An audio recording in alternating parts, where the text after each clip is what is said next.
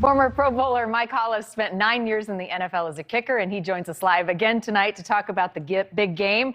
Let's first talk about another couple of really good playoff games. I mean, this weekend, who would have thought we would have games as exciting as we saw last weekend, Mike? Is this the parity that the NFL strives so much to achieve?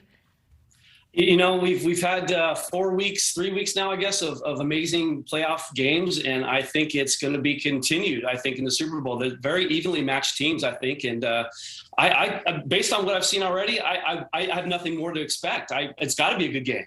I know, right? How could it get any better? Let's hope so if you don't have any skin in the game. So this year's Super Bowl, it's a story of two quarterbacks, as Nancy just said. I mean, you've got Matthew Stafford, you've got Joe Burrow coming from very different backgrounds. It's easy to root for both of them. It's going to come down to these two guys, many believe. What are you expecting out of their talent on the field for Super Bowl?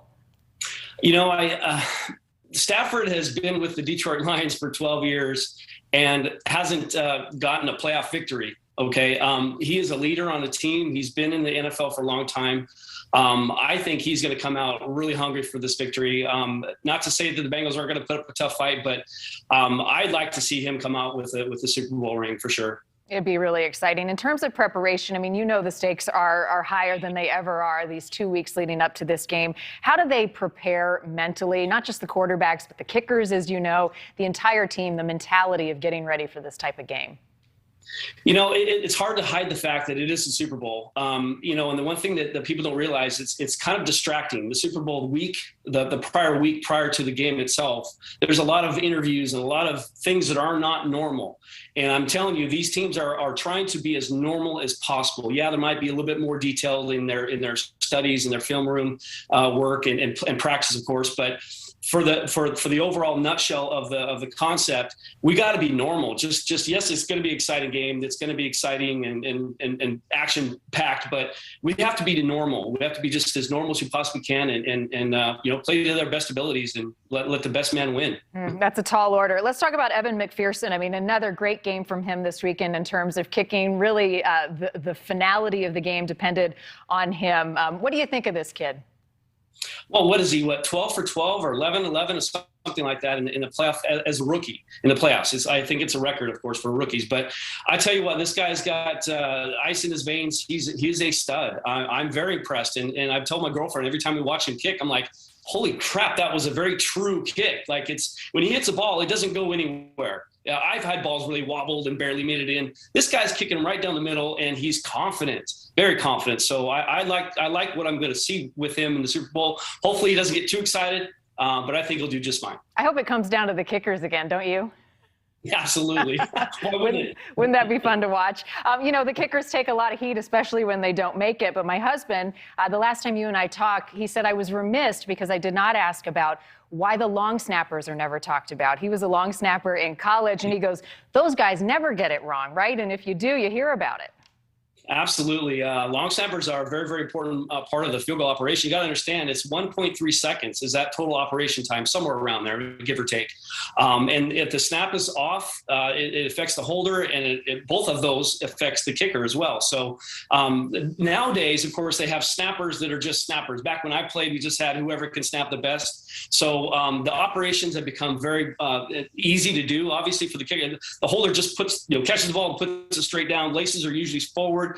Again, these guys have practiced a long time for snapping, and you know, they are very, very good. And you know, that operation is very important. And clearly, we have seen in these last 3 weeks, we've seen how important those operations are. It just shows you that every single component of the game is so precise, so important, and everyone plays a role. All right, Mike. So there's a lot of buzz around Tom Brady right now.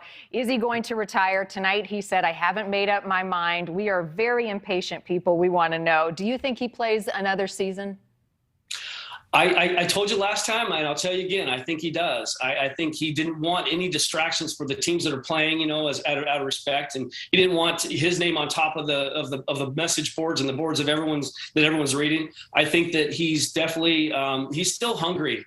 The guy's addicted to winning, like I said, and you know how his last game went. I don't think he wants to end it like that. I think he'll want to fight for another Super Bowl. Maybe if he doesn't get another one, then he'll call it quits. But I think he was upset with his performance in that game and the team's performance, and that just drives him more. I think he wants it even more because of that as well. Say what you will about Tom Brady, fan or not a fan, he's been important to the game. What has he meant to football and all of these wins after so many years? You know, I met Tom Brady when Tom Brady wasn't Mr. Tom Brady. I met him at a Kentucky Derby party, and the nicest guy. He was there by himself, and I talked to him for a few minutes, and I was just like, man, you're just a down-to-earth guy. Of course, he was a rookie then, or a first-year guy then, or a young guy then, of course. But I think his intelligence, I think his passion, not only for the game, but just for his health, and just he's a very good example for all the guys on the team and other teams as well. Everybody wants to be like Tom Brady. And I'm telling you, he is a GOAT. He's the GOAT. He is the GOAT of quarterbacks. And I don't think there'll ever be a quarterback as good as Tom Brady. Out of respect for the game, for the other teams, you think he'll wait until after the Super Bowl to make his announcement, or at least after that $15 million bonus? Yeah, I do believe he's gonna wait as long as he can. Obviously, not to discourage anybody from a yes or no answer, but I know his dad and his agent have been telling people on record, hey, he's not ready for a decision yet. You'll know when you know. So God bless the guy. He's been a stud all of his life. I've played against him many times. I've seen and witnessed his amazing performances, and usually we don't come out on the winning end. We play against Tom Brady. So best of luck to him and his future, whatever that might be. And he's an all-around guy, all-around leader. And I want to be like Tom. I want to be like Tom. I'd love to leave it there, but I want to know your prediction for the Super Bowl. Who do you think is going to win? Well, you know, I'm going with the Rams, and for three reasons. One, Stafford. I think he's going to be hungry and wanting that victory, of course. Number two, John Bonamego is a special teams coach. Love the guy to death. He was assistant here in Jacksonville when I played for the Jaguars. He's a great man, very, very consistent, and wants to win as well. And the third one, which I'm not sure if you guys realize this, but last year was the first time a Super Bowl team played in its home stadium, Tampa Bay Buccaneers. Okay, right. This is the second time in the history of the NFL.